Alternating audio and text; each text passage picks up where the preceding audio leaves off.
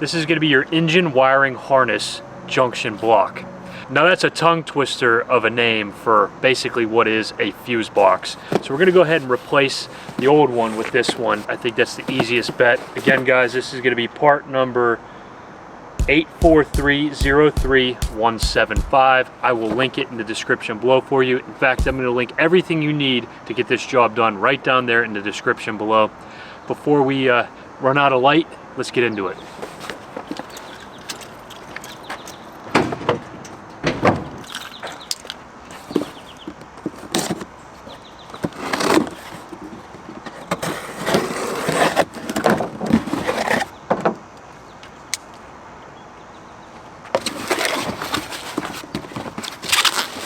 Alright guys, we're going to show you quickly what it comes like. Packaging is actually very minimal.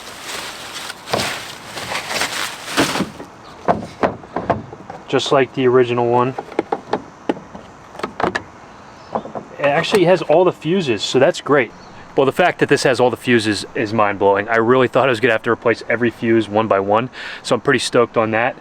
All we have to do is pretty much plug and play and pop it in. We're going to go under the hood right now, undo the other one, and then get this bad boy in and see if it works. Just in case you guys are curious what this thing looks like all the way around, we have, well, basically these little clip guys, and then underneath we have a bunch of little pins.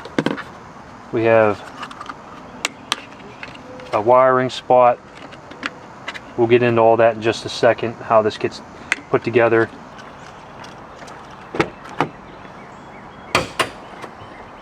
Pop the hood, we'll get under, find out where this guy's located. It's going to be on the driver's side, right here. Pretty much right against the fender, you'll find that fuse box. Come on in for a closer look. Alright guys, this right here is your engine wire harness junction block, aka the fuse box. We're going to go over here now that we know where that is, and we're going to go ahead and disconnect the battery. Let's do that right now. We are using a drill to try to speed the process up, but again, you got to be very careful. Now that we have that loosened up, we're going to disconnect it. Now that our battery's disconnected, we're going to come on over here and we're going to start work on our fuse box. So what we want to do is we want to pop these little clips on either side up. That will allow us to move the handles up. You're going to have them in the front and the back. Okay, now we have that up.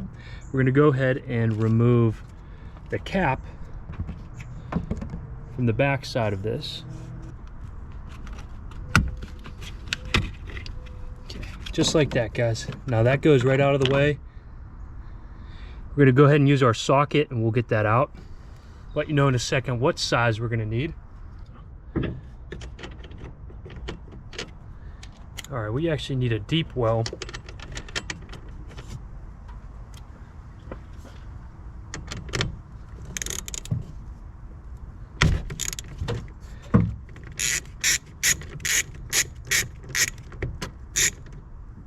That 13mm socket worked good.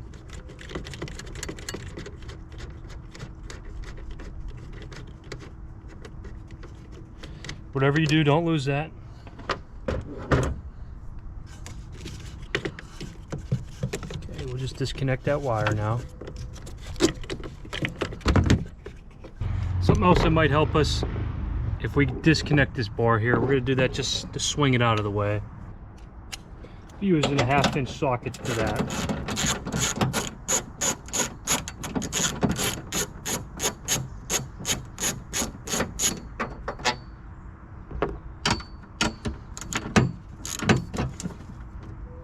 Now I can get my hands around there, and then we just push this together as hard as you can, and then it will slide out just like that.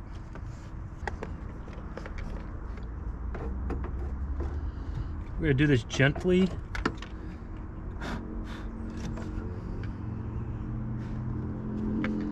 We are going to do this gently because I do not want any problems whatsoever. We do want to make sure that we get the hooks all the way into place. Right? That was not the case there. So we're going to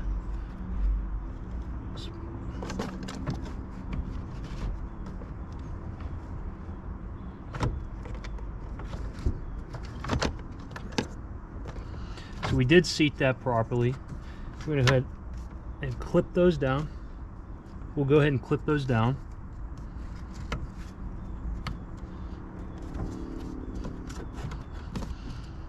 Okay. Everything is in there nice and tight. Should not have any issues. Now we'll go ahead and tighten that wire down.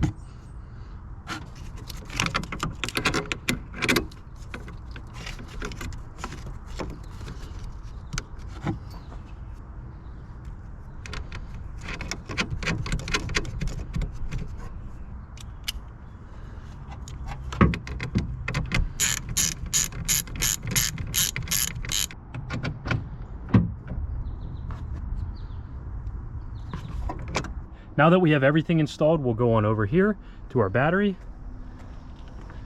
We will pop our ground on. Be ready for a loud noise. No loud noise, guys. How about that? Tighten her on down. With the battery connected and the new fuse box installed, we're gonna go ahead and give it a test. And here we go, moment of truth. It worked, guys. How about that? Just in time for the rain. Thanks for sticking around, guys. I know this helped you out, so go ahead and hit that like button for me, and don't forget to subscribe to the channel for more videos about the 2014 to 2019 Chevy Silverados and GMC Sierras that we all know and love. And I'll catch you in the next one.